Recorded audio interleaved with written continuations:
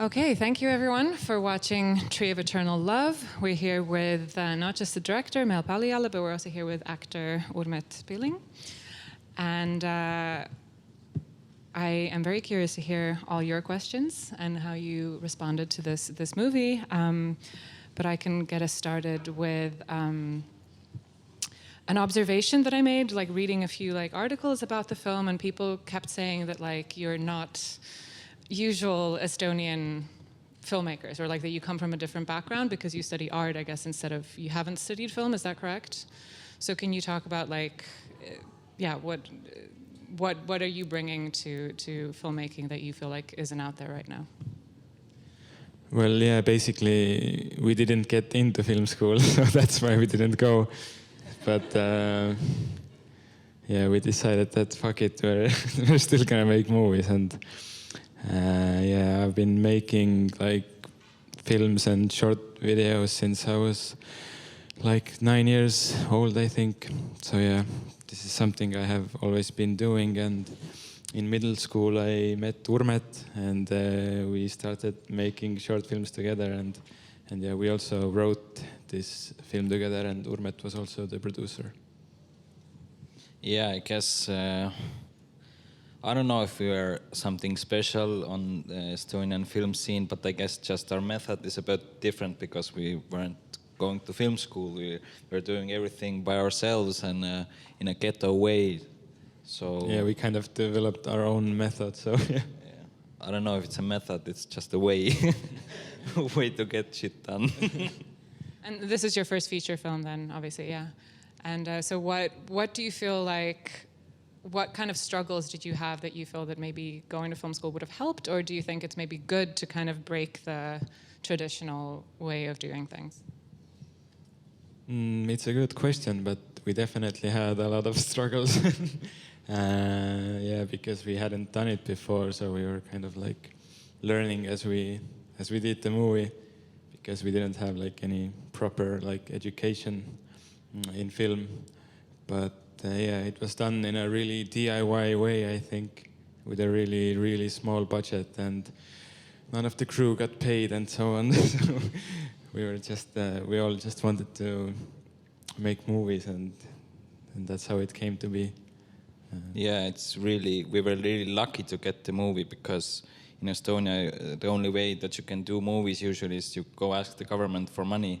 But we were found by this new private production company in California, and they came to us and said, hey, we've seen your short films, they're really great, do you want to do a feature? So it's not something that happens to a lot of Estonian filmmakers. Yeah, we're just lucky that we got noticed by the right people, and yeah. So they came to you and suggested this. Did you already have an idea, or did you? No, we didn't have an idea. We just sat down, and the only thing I knew that it was that I want to make a movie where there are these characters in yellow jumpsuits, and that's how the idea came to be. Yeah, on the first day we started writing the script, we already wrote to that part where the bus dies. So we thought, okay, where's the movie gonna go next? But I had this tree with my ex-girlfriend, heart names and stuff like that. So we thought, okay, maybe that guy has the tree as well. And because his boss dies, he gets home early. Then he finds his girlfriend with another guy, and so there the idea of the movie came to be. So it was inspired by Urmet by real life events. But I didn't cut down the tree, or I didn't burn a car or something like that. Yeah. And so what were your, okay, so you got this idea, and how long did you spend developing it and kind of working with California on producing it? Yeah, then we started writing it pretty much straight after finishing high school. We started writing it, then we applied to film school, didn't get in, but we were already working on the project, so we were like, yeah, whatever. We were already making a feature film. And then initially we thought that we're gonna be able to finish filming the whole movie in 2 weeks. But that didn't happen because winter came, and obviously it takes place in the summer. So we edited the footage together that we had gathered from the first year of filming. and some of it was pretty good and some of it was pretty bad. So we basically rewrote the whole script and started shooting again the next summer, and then did that once more. So it took us 4 summers to film this movie. Yeah. No, three. Yeah. So the script was already always in constant development. So yeah, we edited and then thought, okay, this works, this doesn't, and yeah, then we constantly added and took away stuff. You said it had a very small budget, but I only found that out from the interviews or the articles. Like I don't feel like it doesn't feel like that when you're watching. So if you had like, I know this is a kind of an abstract question, but if you had much more money, like obviously like maybe paying some salaries, but other than that, like in terms of the look and your approach, what would have changed?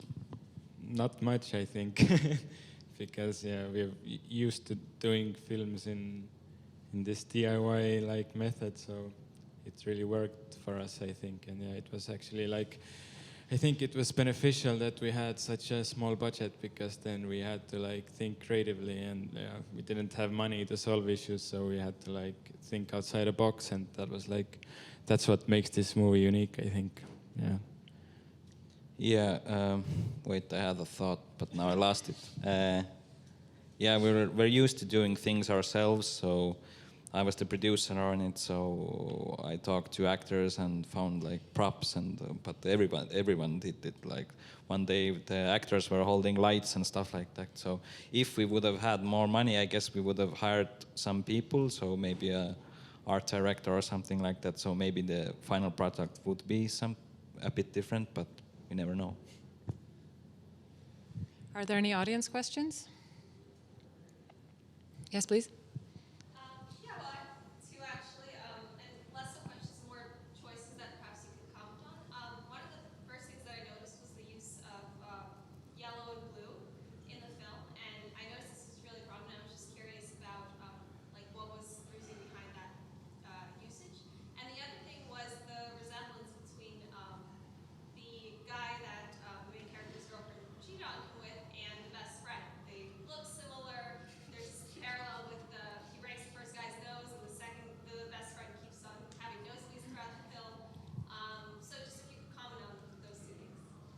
I guess the color combination just stemmed from the yellow jumpsuits.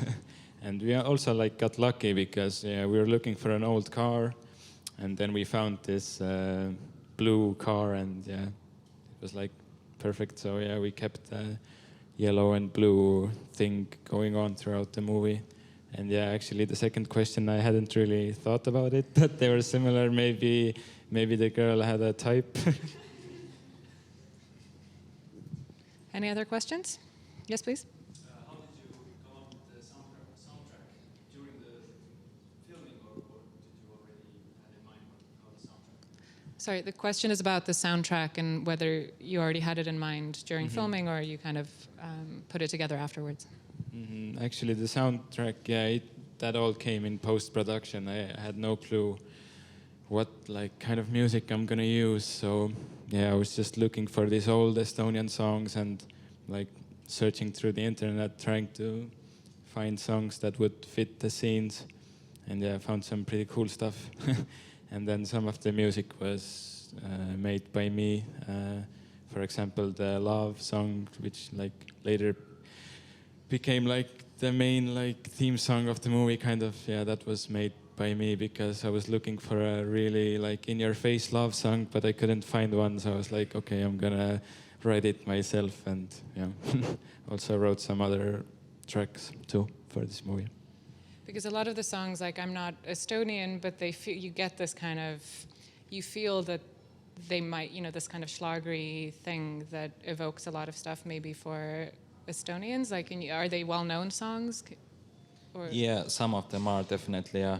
But I guess the main motivation behind the old Estonian music was because you get them for cheap, because Estonia was in Soviet Union before the 90s, so all the songs were made in the Soviet Union, so the government owns this song, so that was like one motivator for this song. Yeah, and also this movie takes place in this weird like parallel universe, because it isn't like set in a specific time period. So I guess these retro songs like were a good fit.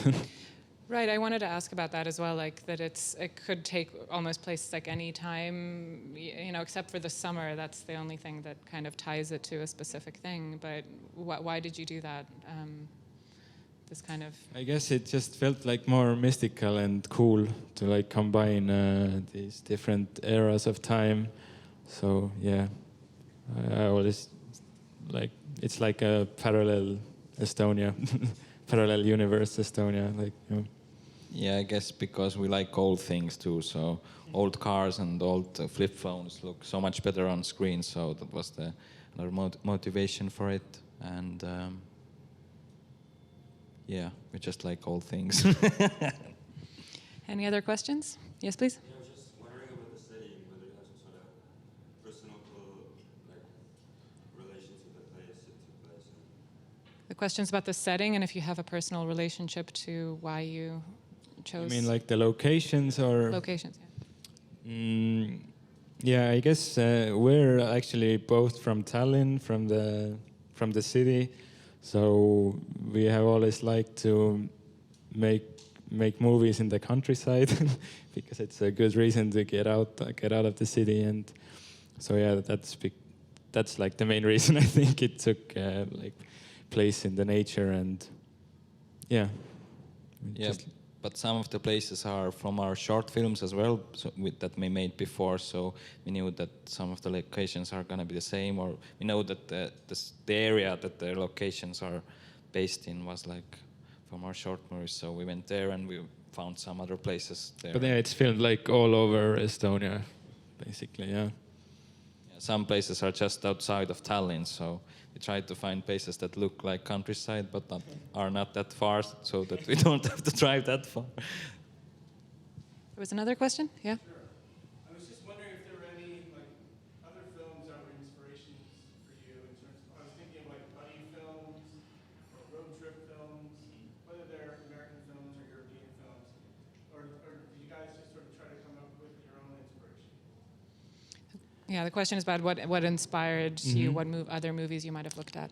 Yeah, back then when we started writing it in 2018, yeah, back then we were definitely watching a lot of Wes Anderson movies, and you can definitely see some similarities in the visual style, I think, like the symmetric framing and stuff like that. But yeah, we were looking at a lot of stuff, also some Edgar Wright movies, and a lot of different movies influenced this movie. Also like some old like British horror movies somehow. Yeah, we're just taking inspiration from everywhere, yeah. Yeah, and some of the Eric's short films are made off of like Dracula, the first Dracula, and stuff like that. So there were many inspirations.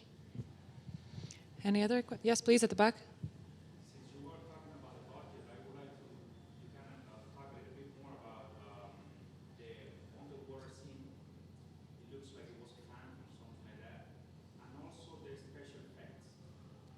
Sorry, I didn't hear the second part. The first part was about the budget and how. They were talking about the budget, so I would like to know, if they can talk a little bit more about, the underwater scene. The water scene? Yeah. It looks like they use a phantom or something that is expensive cameras. Maybe they did something else. And also the special effects. Oh, you mean the underwater scene? Like, yeah, that was filmed with an iPhone. Yeah, it was filmed at a local like pool where they do like this diving courses or like instructions. So yeah, that was filmed in a pool with an iPhone. Because yeah, we didn't really have money to pay an underwater like cinematographer, or yeah, it's quite expensive, and so yeah, we decided that we're gonna try to make it with an iPhone and see how it looks, and it turned out pretty good. The result is fantastic. I mean, it looks like a very, very professional, like you spend actually, Thank you. like a decent budget. That's good. And yeah, we did also have some special effects too for this movie. Yeah, we did have to pay for them because yeah, special effects are expensive. But But yeah, actually the tree is CGI.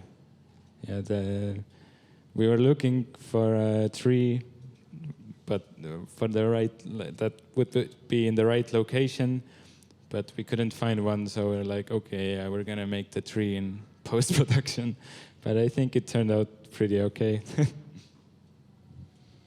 Yeah, it was funny. For a long time, we didn't have a tree on the shot, so at one point we just put a Minecraft tree just for a reference. Any other questions? Yes, please, at the back. As a director, you have a certain vision for what you want in certain scenes. Are there any certain scenes that you're having trouble getting that vision through with the actors, their technique and stuff, and any scenes you want to talk about? Were there any scenes that you had trouble kind of conveying your vision to the actors, or any scenes that stand out?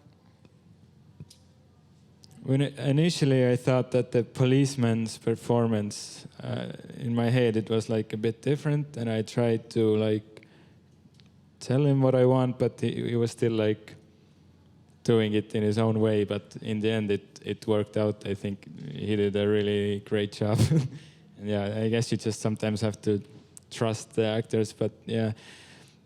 It was kind of like actually harder working with the real actors. Like some of the side characters were like actually like well-known, established Estonian actors, and they were like a bit more stubborn. I think it was like easier to mold the performances of people who weren't like real actors. But yeah, I think the working with actors went pretty smoothly overall. Yeah. Yeah, I'm not a real actor as well, but I was always fake actor. Fake actor, yeah. I was always complaining because Meel didn't give me much directions. I guess it was because we wrote it together and it's both of our movies. So I guess I knew what I needed to do from the start, but I would have loved to get some more directions from Meel sometimes. I always liked... Note for the next film. Yeah. I always like the moment where you have to change, or like directors, okay, that's nice, but do now this so I can change. Like that's the most interesting part for me for acting. So yeah, but Meel was great with actors, I guess. Yeah, but some of them were a bit more stubborn than others. But it all went well. Like we didn't have like huge problems or something like that with the vision. Yeah. Yes, please. In your opinion, would you call the film rather sad and tragic at the end, because the character of Kirk gets what he wants as far as being an artist is concerned, but he really can't forgive, he really can't put the affair behind him. Do you agree with that? Yes, I guess he's not really a great guy, but he's at a really low point in his life. He loses his job and his girlfriend, so I guess he's in a bad state of mind. But I guess it's not that bad in heart. But yeah, he really... He leaves, the movie ends at a really interesting place for him, so he finds this courage to paint again, but on the other hand, he still has lost everything and he's in the hospital, so yeah. But I'm not gonna, everyone has their own opinion about it, so. Yeah, in my opinion, I think the movie ends with a hopeful tone. But yeah, that's just my opinion, but yeah. Actually, the painting part of the story was also like kind of inspired by real life events, because when Urmet told his parents that he wants to become a filmmaker, they basically told him that there was basically the same scene with the parents, but yeah, that was inspired by a real life dinner Urmet had with his parents. Yeah, in high school I was good in chemistry, so that was the chemistry part of the parents' idea for my future, but yeah. How did they react to seeing the scene? Well, when we were making the movie, they were a bit unsure of it, because I was at home. I told, okay, I'm gonna write with Meel. Then I went away and I came back in the evening, but they didn't see what we do. So they've seen previously seen our short films and they liked that, but yeah, I guess they didn't believe it until they saw it. So, but now they're really proud. And Urmet's dad actually said that the guy who played Geek's dad, that's the best performance he's seen in his life.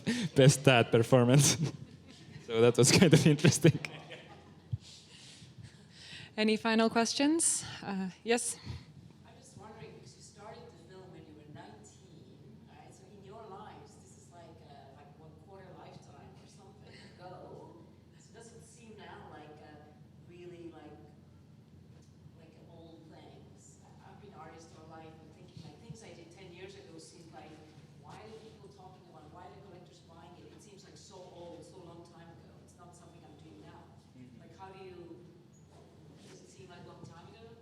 Yeah, it definitely feels like that. Yeah, I don't like, I don't like relate to it anymore that much because it was like already such a long time ago. I feel like I've already improved a lot, and but it's still interesting to talk about it because it was a really good experience, and we learned a lot. This was like basically our film school, so we didn't get into film school, but we went to the Estonian Arts Academy, and we also like did our movie on the side. So while we were in school. Yeah, it was pretty crazy doing school and film at the same time, but we managed to do it. But for me it feels a long time ago as well. But it's interesting, every time I see the movie again, it's not like I'm disgusted by it. I'm thinking like, oh damn, it's actually a pretty okay movie. Like I can watch it. Like but we are already moved on. We have wrote our next movie or the first draft of it. So we're already going straight ahead. Can you elaborate on that and like maybe something that you learned from this film that like mistakes that you're not going to make or things that you liked that you felt went well that you're going to implement in your next film? Yeah, we definitely want a few more people on the team and we want to pay them definitely. So maybe we will have a art director and maybe a first AD as well because we didn't have that one. So that was mainly one main problem. So on the set we were like chilling and doing stuff and then someone says, oh, why we're not filming? Oh, I don't know. Let's film. So we need someone who's like with a whip behind our backs. Do it. Yeah, I don't know. We'll see. We will definitely be making a lot of mistakes still, I think. But a few more people on the set would be nice. And I guess what I learned was just to like trust your vision and whatever anybody says, just do what you think has to be done, and in the end it will work out, I think. I think that puts a nice finishing touch to this conversation, and I really look forward to seeing what you guys do next. And I love how open you are about learning in the process and not, coming in being like, oh, I know everything already. It's very refreshing. Thank you guys for coming out and for listening to us. And please watch more films at the festival, both in person and online. We have one more day. But thank you, Meel and Urmet. Thank you. Thank you.